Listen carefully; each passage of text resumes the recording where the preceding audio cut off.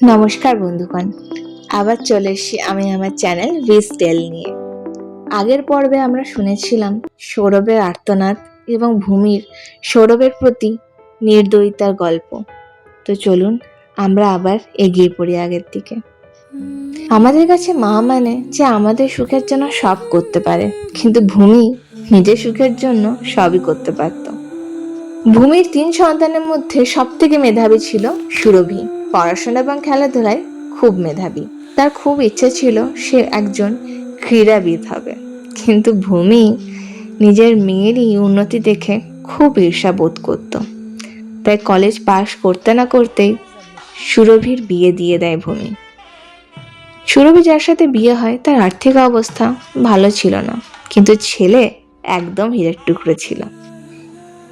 সুরভির বিয়ের কয়েক বছরের মধ্যেই রিক্তরও বিয়ে হয়ে যায়।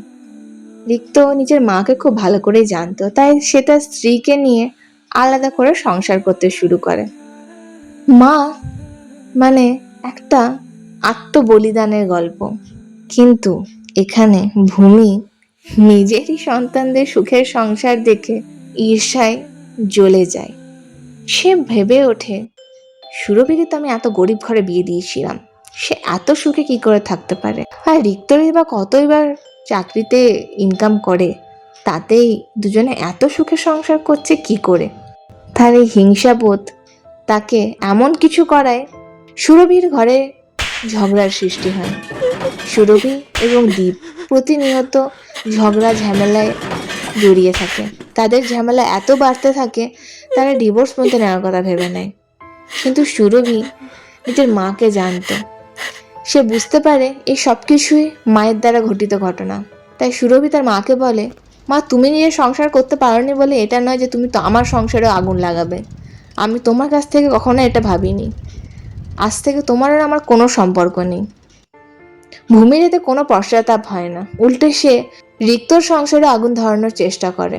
রিক্ত নিজের মাকে অন্ধভাবে ভালোবাসতো। সে জানতো যে হ্যাঁ, মা আমাকে হয়তো অত ভালোবাসা কখনো দেয়নি, তা বলে মা আমার সংসার কখনো ভাঙতে পারে না। উল্টে সে তরুলা তাকে অপমান করে, অনেক কথা শোনায়। তাদের মধ্যে সম্পর্ক আর আগের মতন থাকে না। এইসব করেও ভূমি খুব সুখের শান্তিতে থাকে। তার এইটুকু পশ্চাতাপ হয় না যে তার নিজের সন্তানদের সংসার ভেঙেছে। কিছু বছরের মধ্যে সৌরভ তার কলেজ পাস আউট হয় এবং সৌরভ একটা মেয়েকে খুব ভালোবাসতো। মেয়েটি ছিল অনেক বড়লোক বাড়ির। সৌরভ তার মাকে বলে, মা, আমি শুভশ্রীকে বিয়ে করতে চাই, আমি ওকে অনেক ভালোবাসি। মা বলে, আমার বিয়ে দেওয়ার টাকা নেই, তোর ইচ্ছা করবি তো কর, নিজের দায়িত্বে। একটা কথা শুনে রাখবি সৌরভ, আমি কিন্তু কাউকে পুষতে পারবো না, বিয়ে করে নিজের জায়গা দেখে নিও। সৌরভ প্রথম থেকে জানতো যে মায়ের উত্তর কি হবে, তাই সে রিক্তর কাছে যায়, গিয়ে বলে, দাদা, আমি শুভশ্রীকে খুব ভালোবাসি, আমি ওকে বিয়ে করতে চাই। রিক্ত তখন দাদার দায়িত্ব পালন করে, সৌরভ এবং শুভশ্রীর বিয়ে দেয়। কিন্তু সৌরভ কোনো কিছুই কাজ করতো না, তাই তার কাছে থাকার কোনো জায়গা ছিল না। তাই সুরভি আর দীপ তাকে নিজের সাথে রাখে। তারা কখনো ওকে বুঝতে দেয়নি যেটা তাদের বাড়ি নয়। সৌরভ আস্তে আস্তে একটা কাজ খুঁজে পায় এবং নিজের ঘরে থাকতে শুরু করে। কথায় আছে, সবাই নিজের কর্মের ফল পায়। মানুষ তার পাওয়া মূল্যবান জিনিসে গুরুত্ব যখন দেয় না, সেইগুলো তার কাছ থেকে ছিনিয়ে যায়। কিছু মাস পরে কৌস্তব ঘরের সমস্ত কাজ সেরে রান্না করে অফিস যাওয়ার জন্য বের হবে। কৌস্তব বলে ওঠে, শোনো, আমি বেরোচ্ছি, সব করে গেলাম, বেশ সাবধানে থেকো, দরজা বন্ধ করে রেখো। ভূমি বলে, হ্যাঁ হ্যাঁ ঠিক আছে, যাও তো, এসে আমার কাপড়গুলো ইস্ত্রি করে দিও। কৌস্তব বলে, তুমি একটু শিখে নাও, আমার তো বয়স হলো না, আমি না থাকলে কি হবে তোমার? ভূমি বলে, তুমি আর সকাল সকাল শুরু করলে, করেছো কি? এই তো অভাবের সংসার, এর চেয়ে কোনো বড় বাড়ির ছেলেকে বিয়ে করলে 10টা চাকর থাকতো, যাও যাও। রোজকার মতন আজও কৌস্তব কিছু উত্তর না দিয়েই বেরিয়ে যায়। বলে না, সবসময় আমরা যা ভাবি সেটা হয় না। হঠাৎ রাস্তায় যেতে যেতে কৌস্তবের দম বন্ধ ভাব মনে হয়। বাইক দাঁড় করিয়ে সে একটু বসতে যায়। বসতে না বসতে সে হঠাৎ করে মাটিতে লুটিয়ে পড়ে। ভাগ্যবশত শুভশ্রী রাস্তা দিয়ে পেরিয়ে যাচ্ছিল। বাবাকে দেখে সে দৌড়ে যায় বাবার কাছে। বাবা, বাবা, তোমার কি হয়েছে বাবা? সে সঙ্গে সঙ্গে একটা গাড়ি ডাকে এবং কৌস্তবকে তুলে সঙ্গে সঙ্গে হসপিটাল নিয়ে যাওয়ার জন্য রওনা হয়। রাস্তায় যেতে যেতে হঠাৎ কৌস্তব বলে ওঠে, শুভশ্রী। হ্যাঁ বাবা, হ্যাঁ বলো। তোমার মাকে একটু দেখো। এই বলে কৌস্তব নিজের চোখ বন্ধ করে দেয়।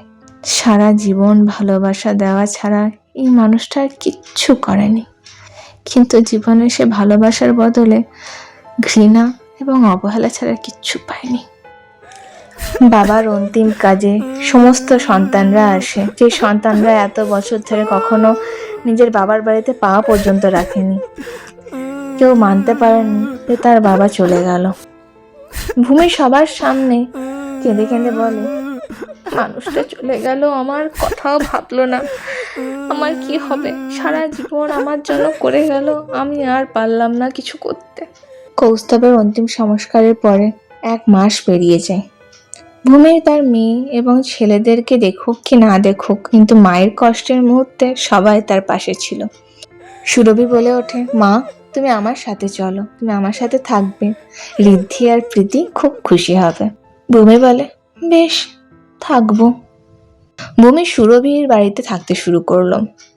কিন্তু একটা কথা সবাই বলে, মনের কালো ছায়া কখনো মেটে না। সুরভি, জামাই এত রাতে বাড়ি আসে, কিছু বলিস না কেন? দেখ আবার কি ব্যাপার। সুরভি বলে, না মা, ওর কাজ থাকে, আস্তে আস্তে ওই জন্য দেরি হয়ে যায়। আবার সেই জিনিস শুরু হয়। ভূমি একটু একটু করে সুরভির কানে বিষ ঢালতে শুরু করে। একই জিনিস ভূমি, রিক্ত আর সৌরভের সাথেও করে, কিন্তু তারা আগে থেকেই জানতো যে মা কি রকম, তাই সবাই মিলে মাকে একা ফেলে দেয়। কারণ তারা একটা জিনিস বুঝে যায় যে মা পাল্টানোর নয়। যে বাবা এত আত্মবলিদানের পরও মাকে পাল্টাতে পারলো না, তা আমরা আর কি পারবো। এইভাবেই ভূমির বয়স বাড়তে থাকে এবং সে একাই থাকতে শুরু করে। এর দ্বারা আমরা একটা জিনিসই বুঝতে পারলাম বন্ধুরা, যে স্বভাবের জন্যই আমাদের থেকে মানুষরা দূরে যায়। তাই নিজের স্বভাব আমাদের পাল্টানো উচিত। যে কথা বা যে জিনিসটা কোনো মানুষকে কষ্ট দেয় সেটা বলা উচিত নয়। চলুন আজকে দেখি আমরা কিছু ছবি এবং কিছু মুহূর্ত, যেগুলো আমরা দেখে এটা বুঝতে পারবো সত্যিই কি জননী মা হয়।